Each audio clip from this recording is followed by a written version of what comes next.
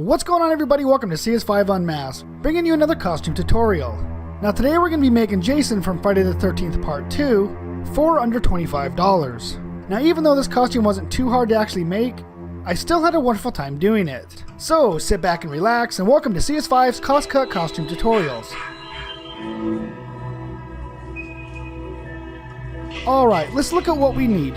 Of course we're going to need a sack for Jason's head, a plaid blue and black work shirt, a pair of blue overalls, and some work boots. Alright, let's go ahead and start with the shirt. Now this shirt isn't 100% accurate from the one from the movie, but for $2 at the Goodwill, it'll work just fine.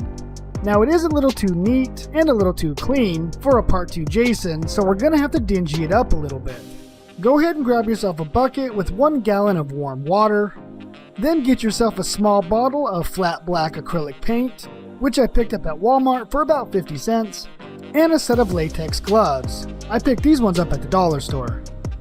Go ahead and add the entire bottle of flat black acrylic paint to the water and give it a good mix. Now carefully go ahead and place the shirt inside of the bucket and slowly compress it to the bottom. Now what you want to do is actually mix it very thoroughly so you can assure that every inch of the shirt is completely saturated with the liquid. Now we're going to go ahead and mix the shirt around for approximately 5 minutes, and then we're going to let it soak overnight. Alright, now the shirt is soaking, so let's go ahead and get started on the mask. Now choice of fabric is going to be up to you. I prefer using cotton, but some people like using burlap or even canvas. Again, it's entirely up to you, but if you don't have any access to fabric, an old pillowcase will work just fine. Now the fabric that I'm going to be using today, I actually picked up at Walmart for around $4. Now this is a slightly off-white cotton blend that's going to work well for the mask. Now go ahead and get a section of fabric, about 4 feet or so, and go ahead and fold it in half. Now with the measuring tape, from the top go ahead and measure down approximately 24 to 26 inches and make a small mark. Go ahead and repeat this across the width of the fabric. Now proceed to cut across the marks. Now at the top of the mask, go ahead and measure across 12 to 14 inches. And the middle of the mask, measure across 14 to 16 inches. And for the bottom, approximately 19 to 20. Now these measurements may vary depending on the size of your head, but it's always better to make the mask a little bit bigger because you can always cut it down. Now using your pencil, go ahead and do a little connect the dots, starting with the bottom, working your way to the top. Now when you reach the top of the fabric, go ahead and make the corner just a little bit rounded. You really don't want sharp angles on this. This will provide you the look that you want. Now you're going to need a small sewing kit so you can proceed with the next few steps. I picked this one up at the dollar store. It actually has everything that you're going to be needing. Now using safety pins, I'm going to connect the 2 sides of the fabric together, working my way around on the inside of the line.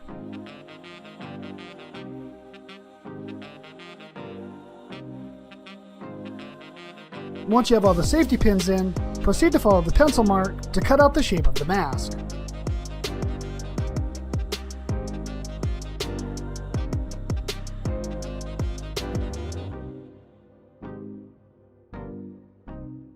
Now using needle and thread, proceed to sew the outside edge of the fabric together.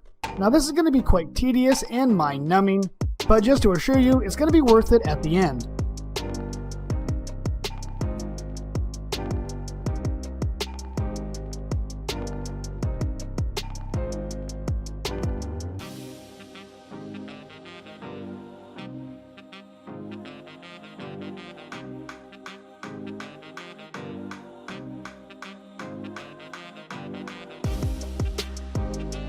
Now once the sewing is complete, proceed to remove all of the safety pins.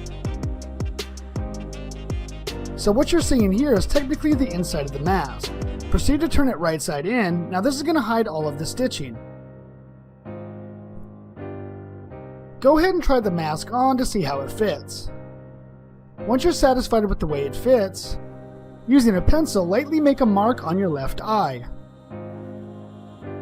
Lay the mask out and proceed to cut out an eye hole. Just be really careful when you do this because you pretty much only get one shot to do it right. If you make the eye hole too big, it might look kinda goofy. or you may end up just ruining the mask, and then you gotta start all over. So take your time and be patient. Alright, we're now going to put a little bit of grime and dirt around the eye.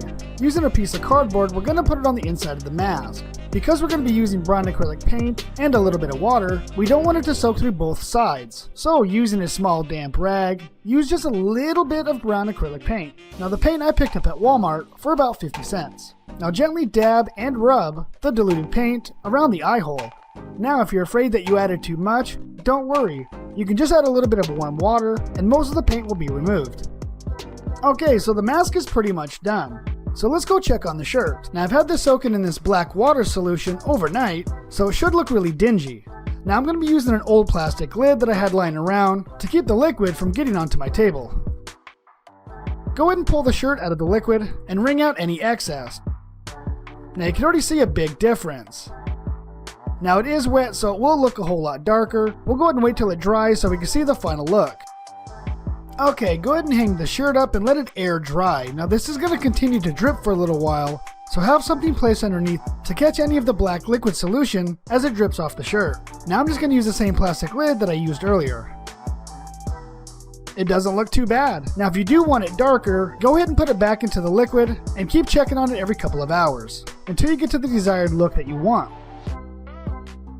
Alright, now we're going to cause a little bit of stress and damage to the shirt. Now I'm just going to be using a razor blade and I'm going to make small little cuts over the cuffs and in the pockets. And then I'm going to take the razor blade and just aggressively go over the cuts. This is definitely going to make the shirt look like it actually gets worn and broke in.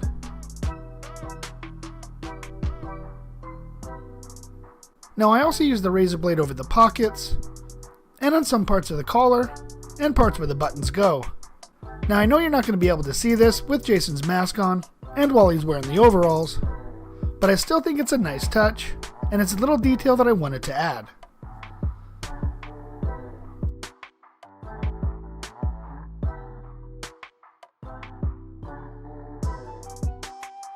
Alright, now let's work on the overalls. Now trying to find a pair of overalls for a reasonable price was a lot harder than I thought. Everywhere I went, each pair of overalls cost more than my actual budget. Now I went to every single thrift store in my local area, but not one place was carrying a set of overalls. So I had to do some thinking.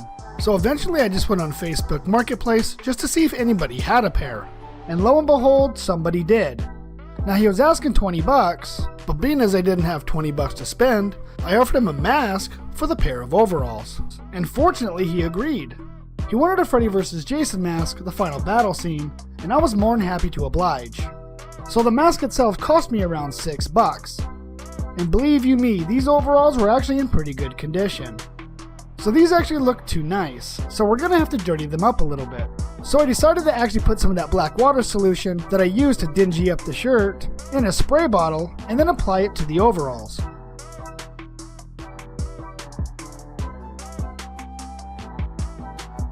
So this is actually working out pretty well. I'm going to go ahead and let this dry and see what it looks like. Now for the overalls, I'm just going to repeat the same process I did for the shirt to cause stress and damage. But I'm just going to be using a pair of scissors for this. I'm going to hit the bottom of the pants, a little bit around the pockets,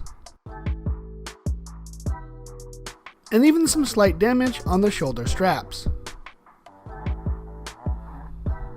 And then I'm going to use a little bit of that black water solution in the spray bottle and just go over all of the damage just to darken them up and make them look a bit more dirtier.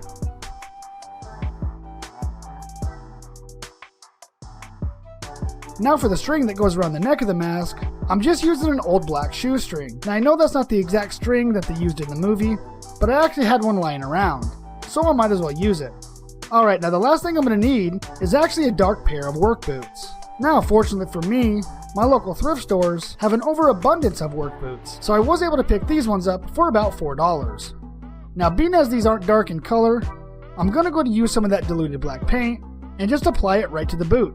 Now, if you have black shoe polish, that would actually even be better. Alright, those don't look that bad. Now I think we have a costume. Alright, let's add everything up, and as you can plainly see, it is well under $25. Alright, let's go ahead and put everything together and see what we got.